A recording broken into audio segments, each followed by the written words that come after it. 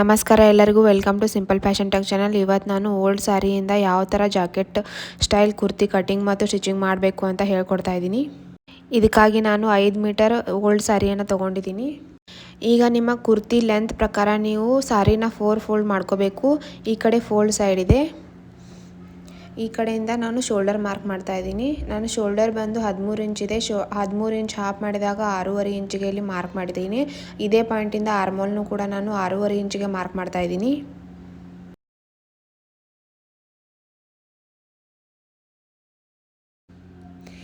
ಈಗ ನಾನು ಚೆಸ್ಟನ್ನು 10.5 ಇಂಚಿಗೆ ಮಾರ್ಕ್ ಮಾಡ್ತಾ ಇದ್ದೀನಿ. ನಿಮ್ಮ ಚೆಸ್ಟ್ ರೌಂಡ್ ಎಷ್ಟಿರುತ್ತೋ ಅದನ್ನು 4ಇಂದ ಡಿವೈಡ್ ಮಾಡಿ ಪ್ಲಸ್ 2 ಇಂಚ್ ಮಾರ್ಜಿನನ್ನು ಆ್ಯಡ್ ಮಾಡಿ ಇಲ್ಲಿ ಮಾರ್ಕ್ ಮಾಡಬೇಕು.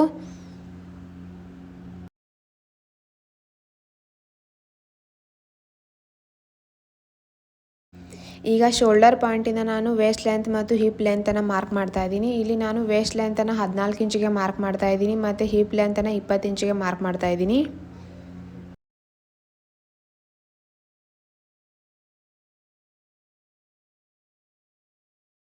ಈಗ ವೇಸ್ಟ್ ಲೆಂತನ್ನು ಮಾರ್ಕ್ ಮಾಡಿದ್ದೀವಿ, ಅದೇ ಪಾಯಿಂಟಿಗೆ ವೇಸ್ಟ್ ರೌಂಡನ್ನು ಮಾರ್ಕ್ ಮಾಡಬೇಕು. ನಾನಿಲ್ಲಿ 8.5 ಇಂಚಿಗೆ ಮಾರ್ಕ್ ಮಾಡ್ತಾ ಇದ್ದೀನಿ. ನಿಮ್ಮ ವೇಸ್ಟ್ ರೌಂಡ್ ಎಷ್ಟಿರುತ್ತೋ ಅದನ್ನು 4ಇಂದ ಡಿವೈಡ್ ಮಾಡಿ ಪ್ಲಸ್ 2 ಇಂಚ್ ಮಾರ್ಜಿನನ್ನು ಆ್ಯಡ್ ಮಾಡಿ ಇಲ್ಲಿ ಮಾರ್ಕ್ ಮಾಡಬೇಕು. ಈಗ ನಾನು ಹಿಪ್ ರೌಂಡನ್ನು ನಾನು 10.5 ಇಂಚಿಗೆ ಮಾರ್ಕ್ ಮಾಡ್ತಾ ಇದ್ದೀನಿ. ನಿಮ್ಮ ಹಿಪ್ ರೌಂಡ್ ಎಷ್ಟಿರುತ್ತೋ ಅದನ್ನು ಪ್ಲಸ್ 2 ಇಂಚ್ 4ಇಂದ ಡಿವೈಡ್ ಮಾಡಿ ಪ್ಲಸ್ 2 ಇಂಚ್ ಮಾರ್ಜಿನನ್ನು ಆ್ಯಡ್ ಮಾಡಿ ಇಲ್ಲಿ ಮಾರ್ಕ್ ಮಾಡಬೇಕು. ಈಗ ನಾನು 3 ಪಾಯಿಂಟನ್ನು ಕೂಡಿಸ್ಕೊಂಡಿದ್ದೀನಿ ಮತ್ತು ಕೆಳಗಡೆ ಬಾಟಮಲ್ಲಿ ಕುರ್ತಿ ಶೇಪ್ ಹಾಕೋತಾ ಇದ್ದೀನಿ, ಎ ಶೇಪಲ್ಲಿ. ಈಗ ಇಲ್ಲಿ ಆರ್ಮೋಲ್ ಶೇಪನ್ನು ಹಾಕೋತಾ ಇದ್ದೀನಿ. ಈ ಕಾರ್ನರ್ದಿಂದ 1 ಇಂಚ್ ಮೇಲ್ಗಡೆ ಮಾರ್ಕ್ ಮಾಡಿ ಈ ಥರ ಕರು ಶೇಪಲ್ಲಿ ಶೇಪ್ ಹಾಕೋಬೇಕು. ಇದು ಬ್ಯಾಕ್ ಆರ್ಮೋಲ್ ಶೇಪ್ ಮತ್ತು ಅರ್ಧ ಇಂಚ್ ಒಳಗಡೆಯಿಂದ ಫ್ರಂಟ್ ಆರ್ಮೋಲ್ ಶೇಪನ್ನು ಹಾಕೊಳ್ತಾ ಇದ್ದೀನಿ. ಈಗ ನಾನು ನೆಕ್ ವಿಡ್ತನ್ನು 3 ಇಂಚಿಗೆ ಮಾರ್ಕ್ ಮಾಡ್ತಾ ಇದ್ದೀನಿ ಮತ್ತು ಫ್ರಂಟ್ ನೆಕ್ ಡೆಪ್ತನ್ನು ನಾನು 6 ಇಂಚಿಗೆ ಮಾರ್ಕ್ ಮಾಡ್ತಾ ಇದ್ದೀನಿ ಮತ್ತು ಬ್ಯಾಕ್ ನೆಕ್ ಡೆಪ್ತನ್ನು ನಾನು 4 ಇಂಚಿಗೆ ಮಾರ್ಕ್ ಮಾಡಿ ರೌಂಡ್ ಶೇಪಲ್ಲಿ ಶೇಪ್ ಹಾಕೋತಾ ಇದ್ದೀನಿ.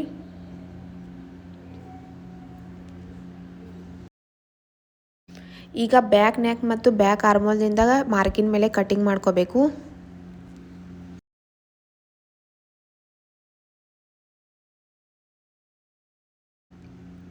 ನೋಡಿ ಈಗ ಕಟಿಂಗ್ ಮಾಡ್ಕೊಂಡಿದ್ದೀನಿ.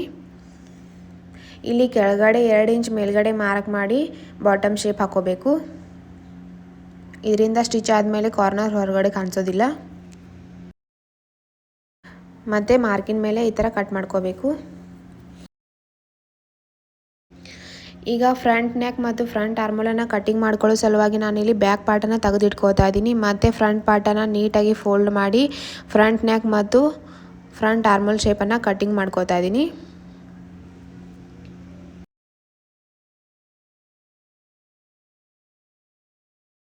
ಈಗ ಮತ್ತೆ ನಾನು ಸಾರಿ ಪೀಸನ್ನು ತೊಗೊಂಡಿದ್ದೀನಿ. ನನ್ನ ಕುರ್ತಿ ಲೆಂತ್ ಪ್ರಕಾರ ನಾನು 2 ಫೋಲ್ಡ್ ಮಾಡ್ಕೊಂಡಿದ್ದೀನಿ. ಈ ಕಡೆ ಓಪನ್ ಸೈಡ್ ಇದೆ, ಈ ಕಡೆ ಫೋಲ್ಡ್ ಸೈಡ್ ಇದೆ.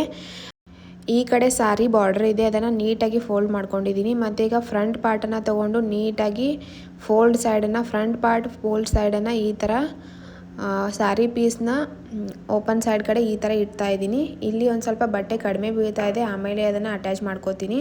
ಈಗ ಇದು ಕುರ್ತಿ ಶೇಪ್ ಯಾವ ಥರ ಇದೆ ಅದ್ರ ಮೇಲೆ ಕಟಿಂಗ್ ಮಾಡ್ಕೋತಾ ಇದ್ದೀನಿ. ಅಂದರೆ ಇಲ್ಲಿ ಸಾರಿಯ ಓಪನ್ ಸೈಡ್ ಕಡೆ ಕುರ್ತಿಯ ಫೋಲ್ಡ್ ಸೈಡನ್ನು ಇಟ್ಟು ಕುರ್ತಿ ಶೇಪ್ ಯಾವ ಥರ ಇದೆ ಅದ್ರ ಮೇಲೆ ಕಟಿಂಗ್ ಮಾಡ್ಕೊತಾ ಹೋಗಬೇಕು.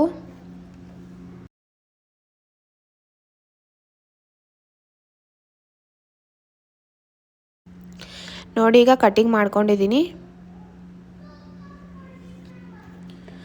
ಈಗ ಫ್ರಂಟ್ ಪಾರ್ಟನ್ನು ತೆಗೆದಿಟ್ಕೋತಾ ಇದ್ದೀನಿ. ಇಲ್ಲಿ ನೋಡಿ ಸಾರಿಯಲ್ಲಿ ಕೆಳಗಡೆ ಈ ಥರ 2 ಪಾರ್ಟ್ ಬಂದಿವೆ, ಒಂದು ಲೆಫ್ಟ್ ಸೈಡ್ ಮತ್ತು ರೈಟ್ ಸೈಡ್. ಇದನ್ನು ಕುರ್ತಿ ಫ್ರಂಟ್ ಪಾರ್ಟಿಗೆ ಜಾಯಿಂಟ್ ಮಾಡಬೇಕು. ಅದನ್ನು ಹೇಗೆ ಜಾಯಿಂಟ್ ಮಾಡೋದಂತ ನಾನು ಮುಂದೆ ಸ್ಟಿಚಿಂಗ್ ಮಾಡುವಾಗ ಹೇಳ್ತೀನಿ. ಈಗ ನಾನು ಸ್ಲೀವ್ಸನ್ನು ಕಟಿಂಗ್ ಮಾಡ್ಕೊಳ್ಳೋ ಸಲುವಾಗಿ 4 ಫೋಲ್ಡ್ ಮಾಡ್ಕೊಂಡಿದ್ದೀನಿ ಫ್ಯಾಬ್ರಿಕನ್ನು. ಈ ಕಡೆ ಫೋಲ್ಡ್ ಸೈಡ್ ಇದೆ.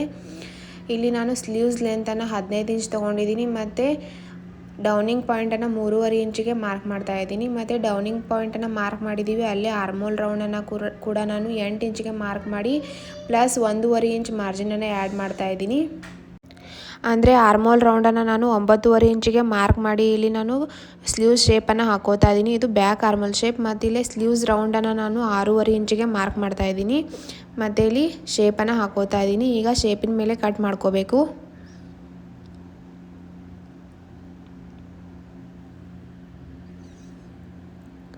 ಈಗ ನಾನು ಸೆಂಟರ್ಗೆ ನಾಚ್ ಹಾಕೋತಾ ಇದ್ದೀನಿ. ಈಗ ಫ್ರಂಟ್ ಆರ್ಮೋಲ್ ಶೇಪನ್ನು ಕಟಿಂಗ್ ಮಾಡ್ಕೋಬೇಕಾದ್ರೆ ಫ್ಯಾಬ್ರಿಕ್ನ ಉಲ್ಟಾ ಸೈಡ್ ಇಲ್ಲ ಸೀದಾ ಸೈಡ್ ಒಳಗಡೆ ಇರಬೇಕು. ಈಗ ಫ್ರಂಟ್ ಆರ್ಮೋಲ್ ಶೇಪನ್ನು ಶೇಪ್ ಹಾಕ್ಕೊಂಡು ಶೇಪಿನ ಮೇಲೆ ಕಟಿಂಗ್ ಮಾಡ್ಕೋತಾ ಇದ್ದೀನಿ. ಈಗ ಸ್ಲೀವ್ಸ್ ಕಟಿಂಗ್ ಆಯಿತು. ಈಗ ಸ್ಟಿಚಿಂಗ್ ಮಾಡೋದನ್ನು ಹೇಳ್ಕೊಡ್ತಾ ಇದ್ದೀನಿ. ಈಗ ಫ್ರಂಟ್ ಪಾರ್ಟನ್ನು ತೊಗೊಂಡಿದ್ದೀನಿ, ಕುರ್ತಿಯ ಫ್ರಂಟ್ ಪಾರ್ಟನ್ನು ತೊಗೊಂಡು ಉಲ್ಟಾ ಇಟ್ಕೊಂಡಿದ್ದೀನಿ. ಅದ್ರ ಮೇಲೆ ಈಗ ಇವೆರಡೂ ಪೀಸನ್ನು ಕೂಡ ಉಲ್ಟಾ ಇಟ್ಕೊತಾ ಇದ್ದೀನಿ. ನೋಡಿಕೊಂಡು ನೆಕ್ಕನ್ನು ನೋಡಿಕೊಂಡು ಈ ಥರ ನೀಟಾಗಿ ಇಟ್ಕೊಂಡು ಎರಡೂ ಪಾರ್ಟನ್ನು ನೀಟಾಗಿ ಇಟ್ಕೊತಾ ಇದ್ದೀನಿ. ಇಲ್ಲಿ ಮೇಲ್ಗಡೆ ಇರೋ ಎರಡು ಫ್ಯಾಬ್ರಿಕ್ ಪೀಸನ್ನು ನೆಕ್ಗೆ ಜಾಯಿಂಟ್ ಮಾಡ್ಕೋಬೇಕು. ಮತ್ತು ಇಲ್ಲಿ ಕೆಳಗಡೆ ಈ ಥರ ಸ್ಲಿಟ್ ಬರುತ್ತೆ, ಇಲ್ಲಿ ನಾನು ಜಾಯಿಂಟ್ ಮಾಡ್ಕೊಂಡಿದ್ದೀನಿ. ಅಂದರೆ ಫ್ರಂಟ್ ಪಾರ್ಟ್ ನೆಕ್ಗೆ ಈ ಎರಡು ಪೀಸನ್ನು ನಾನು ಅಟ್ಯಾಚ್ ಮಾಡ್ಕೊಂಡಿದ್ದೀನಿ. ಮತ್ತು ಈಗ ನಾನು ಸೀದಾ ಸೈಡಲ್ಲಿ ಟರ್ನ್ ಮಾಡ್ಕೋತಾ ಇದ್ದೀನಿ. ಈ ಥರ ಟರ್ನ್ ಮಾಡಿಕೊಂಡು ಮೇಲ್ಗಡೆ ಟಾಪ್ ಸ್ಟಿಚ್ ಹಾಕೋಬೇಕು. ಇಲ್ಲಿ ಕೆಳಗಡೆ ಈ ಥರ ಓಪನ್ ಬರುತ್ತೆ. ಮತ್ತು ಇಲ್ಲಿ ಆಮೇಲೆ ಬಟನ್ಸನ್ನು ಅಟ್ಯಾಚ್ ಮಾಡಬೇಕು ಸೆಂಟರಲ್ಲಿ. ಈಗ ಕುರ್ತಿಯ ಬ್ಯಾಕ್ ಪಾರ್ಟನ್ನು ತೊಗೊಂಡಿದ್ದೀನಿ ಮತ್ತು ನೆಕ್ ಶೇಪಲ್ಲಿ ಸ್ಟ್ರಿಪ್ಪನ್ನು ಕಟ್ ಮಾಡಿಕೊಂಡು ಈ ಥರ ಸ್ಟ್ರಿಪ್ಪನ್ನು ಇಟ್ಕೊಂಡು 1/4 ಇಂಚ್ ಮಾರ್ಜಿನನ್ನು ಬಿಟ್ಟು ಸ್ಟಿಚ್ ಹಾಕೋಬೇಕು. ಮತ್ತು ಕೆಳಗಡೆ ಈ ಥರ ಹ್ಯಾಂಡ್ ಸ್ಟಿಚ್ ಹಾಕೋಬೇಕು ಫೋಲ್ಡ್ ಮಾಡಿ. ಇಲ್ಲಿ ಸ್ಟಿಚ್ ಹಾಕ್ಕೊಂಡಿದ್ದೀನಿ. ಈಗ ನಾನು ಎರಡು ಶೋಲ್ಡರನ್ನು ಅಟ್ಯಾಚ್ ಮಾಡ್ಕೋತೀನಿ.